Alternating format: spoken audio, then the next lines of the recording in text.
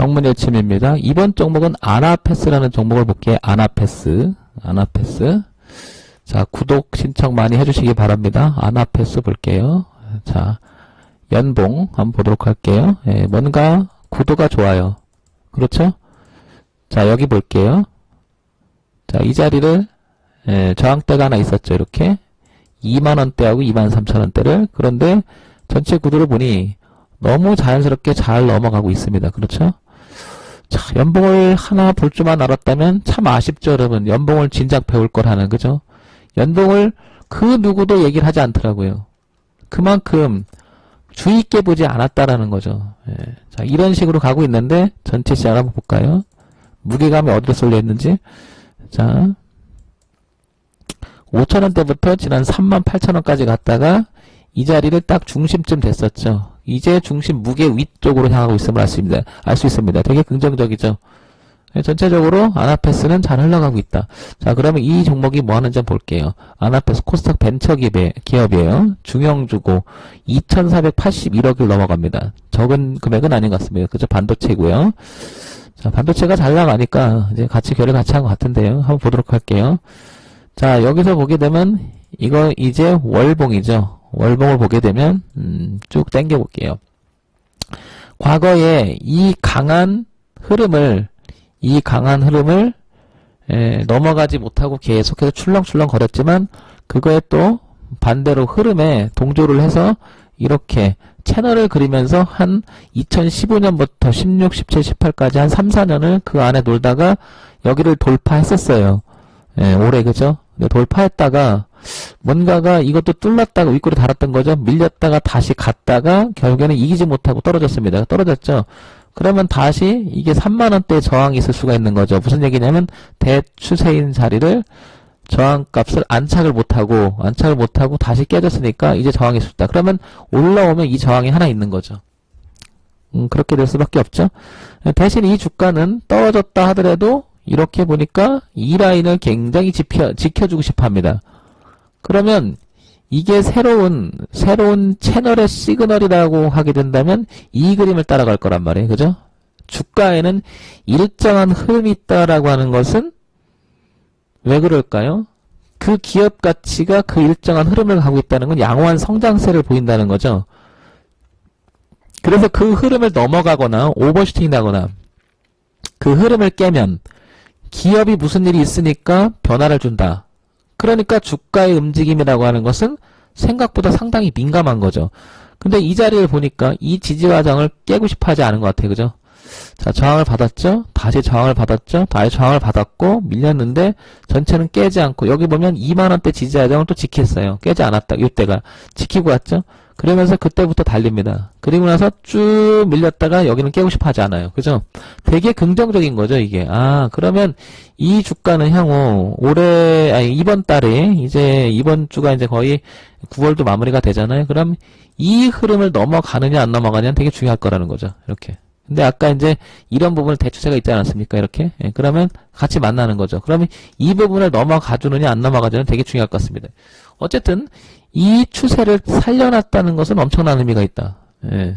자, 그러면 주봉을 볼게요. 점점 구체성, 그러면 제가 이거를 떠올리기 때문에 차트를 하다 보니까 이제 안 봐도 어느 정도는 감이 잡히죠. 월봉만 봐도 주봉이 그려지고 주봉만 봐도 이제 월봉이 그려지는 거죠. 자, 이 자리를 보게 되면 어때요? 이게 이제 주봉이잖아요. 당겨 볼게요. 자, 차트를 볼 때 전체 윤곽을 보고 이렇게 넘어갔죠. 그런데 여기서 보면 이렇게 채졌죠. 자, 더 당겨 볼게요. 자, 이 그림에서 얘가 이 그림을 깨고 싶어 하지 않는데 중요한 게 이제 보니까 이 지지화장을 깨고 싶지 않았던 거예요. 그죠? 이렇게. 맞죠? 여기 저항했었고 여기 저항했었고 여기 저항했었는데 올려서 뚫어놓고 지지하고 텄잖아요. 그러니까 이번에도 이 트렌드만큼은 지키겠다는 의지가 굉장히 강하면서 이 지지화장조차도 깨고 싶지 않았던 거죠. 모양새 너무 좋죠. 너무 좋죠. 그러면 주봉세가 어디서 주봉상 그림을 보게 되면 아주 아름답다. 이렇게, 그죠? 자, 그런데 더 긍정적인 것은 보다시피 어때요? 뚫어놓고 눌림을 주고 올라갔다는 사실이죠. 그리고 자연스럽게 지켜준다는 사실이죠. 그럼 이거 보시면 어때? 계속 양봉이 났다 이런 거 보면 일봉상은 계속 올라오지 않았을까요? 그러면 적어도 여기까지는 갈 확률이 되게 높아진 거죠. 얼마? 28,000원에서 일단 29,000원 사이까지는 갈 확률이 되게 높아진 거죠. 그죠? 자, 그러면 1봉 볼게요. 자, 1봉을 보게 되면, 아까 이 종목이 시가총액이 좀 높았죠. 2,400억이나 되죠. 그러니까 만만한 종목은 아닌 것 같아요. 자, 그러면 기관이나 외인이나 잡아줬으면 좋겠어요. 자, 이 흐름을 여기서 계속 밀리던 주가를 이제 방향을 바꿔줘볼까 한 사람이 누구냐면, 주체가 누구냐고 봤더니 외국인은 오는 순간 팔아버렸고요. 기관도 뭐 소폭적이지만 이 자리를 뚫어준 게 개인임을 알 수 있습니다. 그렇죠. 어쨌든 개인도 뚫을 때는 저런데 뚫어줄 때는 의미가 있는 거죠. 예. 그리고 나서 자기들이 또 밀리니까 샀던 것 같아요. 그죠? 예, 여기 보세요. 또 샀잖아요. 그죠? 그러니까 이 개인은 이 종목을 관리하는 힘 있는 개인인 것 같아요. 이걸 뚫을 정도면 얼마나 힘이 좋겠어요. 그죠? 이 흐름을 깨줬는데 흐름을 바꿔준 사람인데 그죠? 이렇게. 그러면 이 위에서 들어온 건 되게 강한 거죠. 그러면 얘는 자연스럽게 이걸 깬다는 것은 무슨 말일까요? 여기를 일탈한다는 것은. 자기들도 손해본다는 뜻이죠. 다 정리해놓고 나오지 않는 이상은. 그러니까 이 많은 물량을 샀을 때는 확신이 있으니까 샀겠죠. 그러니까 적어도 출렁출렁거려서 주가는 여기쯤에 갖다 놓든 여기다 갖다 놓든 뭐 더 가든 어쨌든 이 주식은 빠지지 않는 범위에서 이렇게 출렁출렁거린다면 나한테 시세 차익을 줄 수 있다라는 거죠. 더 성장할 건 모르지만 그건 나중 문제고 그죠. 전체적으로 연봉이나 이런 걸 봤을 때는 충분히 성장 가능하죠. 차트만 봐도 그렇죠. 그런데 뭐 하는 회사인가 봤더니 반도체예요. 반도체의 성장 가능성이라고 하는 것은 뭐 하루아침에 바꿀 수 없다고 하죠. 뭐 돈도 어마어마하게 들어가고 그래서 삼성전자가 대단한 거죠. 그런 면에서 보면 성장세나 이런 것은 충분히 가능하다 이렇게 보여지는 거죠. 다시 한번 이 선을 타고 이 고가에 대한 도전이 있을 수 있다 이렇게 보여지고요. 먼저 항상 저는 그렇게 봐요. 항상 주가라고 하는 것은 한 번에 가기는 버겁잖아요.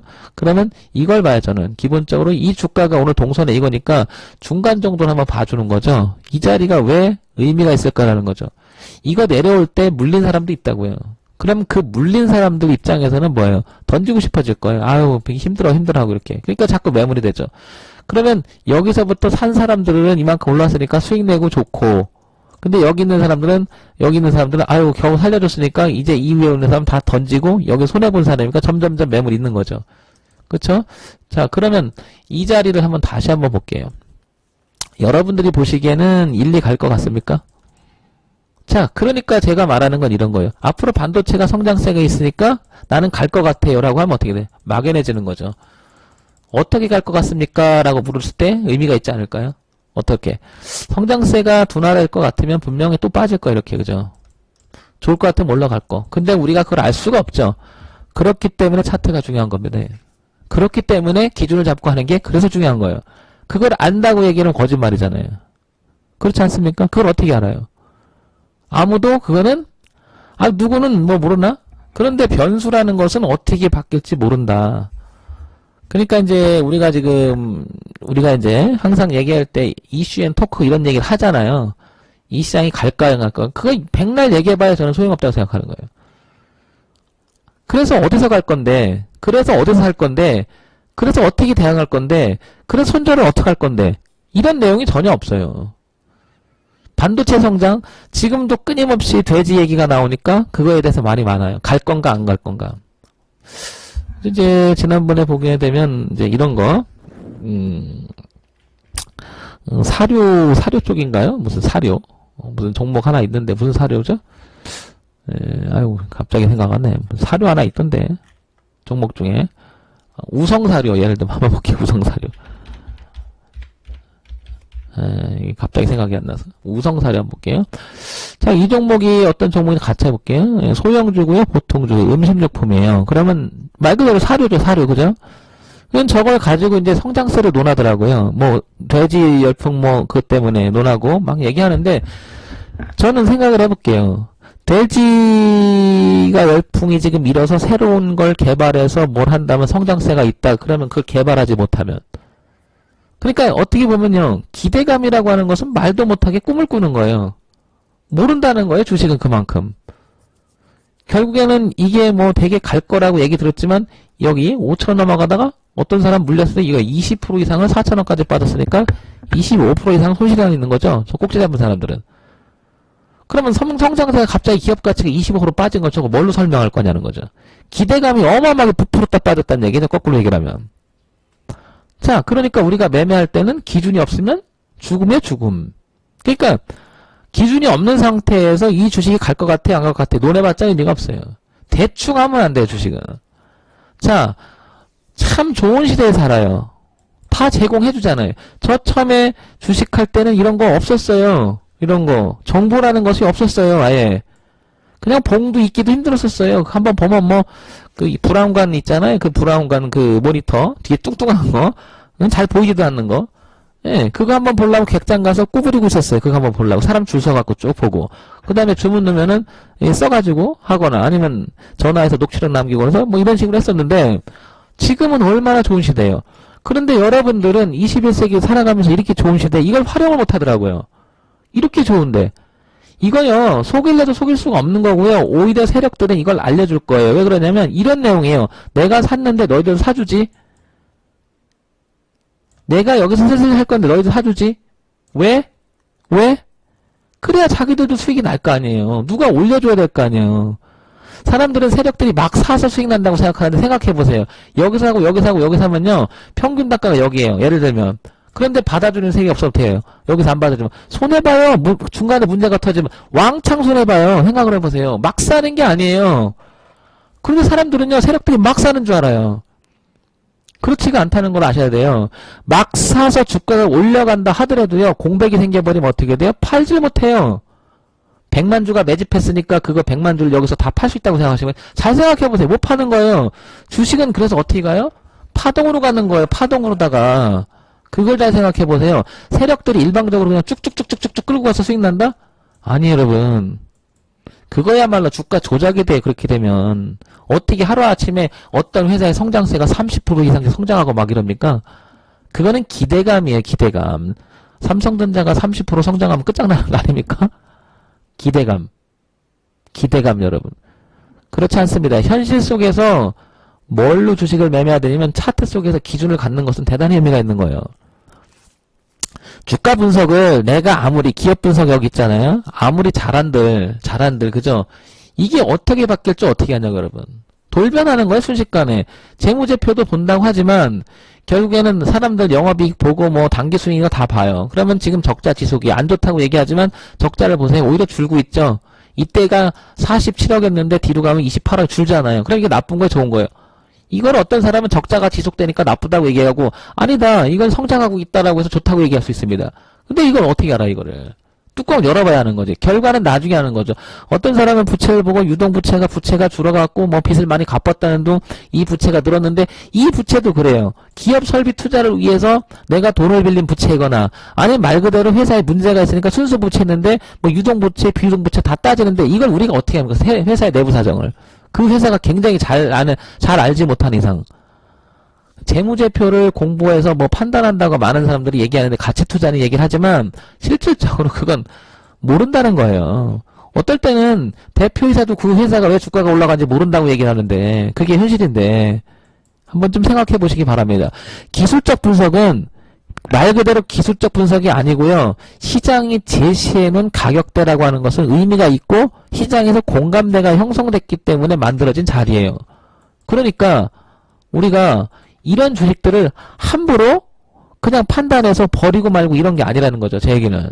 기준이 분명히 정해집니다. 그런 면에서 보면 이 주가는 주체 세력이 개인이 끌었을 때 여기를 넘기는 돈 있는 세력이 들어왔다 판단이 되고 그 다음에 이 외국인 기관은 벌써 소진이 돼서 그렇게 부담이 없죠. 외국인도 그렇고요. 그러면 어떻게 주가는 그래서 가볍게 이렇게 더 갈지는 모르지만 일단 우상향의 파동이 일어날 가능성은 대단히 없다. 이렇게 판단이 되는 거죠.